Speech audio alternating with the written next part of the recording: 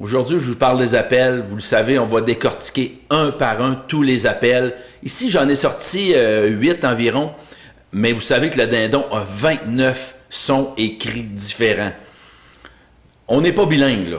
Vous comprenez que quand on fait 8 ou 9 sons différents de dindon, on ne parle pas nécessairement le vrai langage du dindon. C'est comme à l'orignal. À l'orignal, on sait à peu près 7 ou 8 sons que les animaux font. Mais dans le fond, il y a de répertoriés par les biologistes environ 17 sons pour les orignaux, puis 29 pour les dindons. Aujourd'hui, on va en parler de 8 ou 9. On va les décortiquer un par un. À partir de là, vous allez comprendre. Puis je vais vous les faire jouer, les sons. Ça va rentrer dans votre tête. Puis cette formation-là, vous pouvez la regarder. Donc, vous allez pouvoir vous pratiquer avec tout ce que je vais vous montrer aujourd'hui. Aujourd'hui, on commence avec le yelp, le glapissement en français. C'est quoi le glapissement? Le yelp. Première affaire, je vais vous le faire jouer. Je vais vous faire entendre présentement. Écoutez bien ça.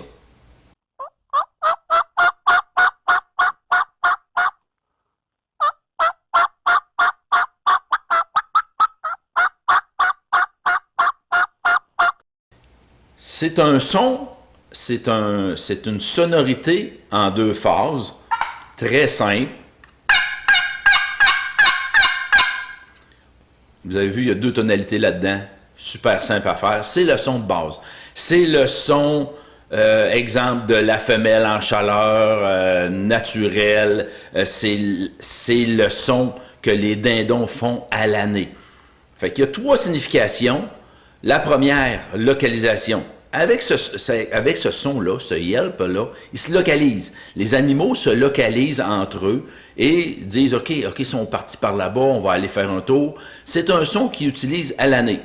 Deuxième utilité de ce son-là, c'est les mères avec les petits. C'est un son d'assemblage. Fait que quand les petits ont envie de se disperser un peu partout, la mère fait ce son-là et les petits comprennent qu'il faut qu'ils se regroupent. Et le son qui nous intéresse le plus, le yelp, ben, l'utilisation qui nous intéresse le plus, dans le fond, c'est la femelle prête à se reproduire. La femelle prête à se reproduire, là, ben, c'est ce son-là qu'on veut. Faut pas oublier là, que ça arrive une fois par année. La femelle, elle va se faire coupler une fois par année. Elle veut pas rater son coup. Le mâle non plus veut pas rater son coup. Tout ça mélangé ensemble fait que la femelle, là, quand elle est prête, est très émotive, puis là, elle y va. OK, go, viens-t'en mon grand, ça va être aujourd'hui que ça va se passer. Le son de la femelle en chaleur, c'est comme à l'orignal, c'est comme à l'ours, c'est comme au chevreuil, c'est comme au dindon. L'avantage qu'on a, c'est que les périodes de chasse sont tout le temps basées en période, la plupart du temps, en période d'accouplement. À l'orignal, on le sait très bien, fin septembre, c'est la belle période pour la chasse. Puis en même temps, c'est la période où la femelle tombe en chaleur. Fait que la communication est très, très, très importante. Pour le cerf de Virginie, c'est un peu plus complexe, mais on chasse quand même la plupart du temps en novembre quand la période d'ovulation est là, la période d'accouplement. Et à l'ours, la même affaire le printemps. Moi, j'ai récolté des ours, là, je vous le dirais, là, en pleine heure de midi, là, en imitant le son d'une femelle en chaleur. Parce que l'ours mâle peut couvrir 6 km². L'ours mâle dominant, là, lui, là, s'il entend le son d'une femelle en chaleur, s'il perçoit des odeurs de femelle en chaleur, ils vont être là. L'orignal, la même affaire. Le chevreuil, la même affaire. Le dindon, on oublie les odeurs, mais sonorité. Sonorité et acuité visuelle, une acuité visuelle d'1 kilomètre. Si vous voulez récolter un beau gros boc dindon ou orignal, comme celui-là, 50-60 pouces, ça a été récolté à Terre-Neuve. Ben, c'est simple, faut être dedans, faut être émotif, faut se transformer un petit peu en l'animal qu'on va chasser.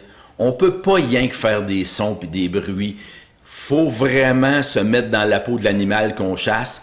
C'est ça l'idéal pour chasser le dindon ou peu importe le type de gibier que vous voulez chasser.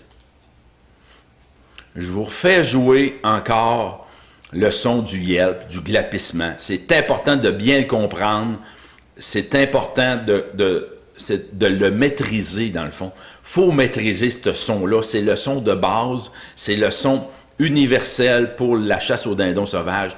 faut contrôler ce son-là. Il est très facile à faire, mais il faut avoir confiance à notre call avant de partir.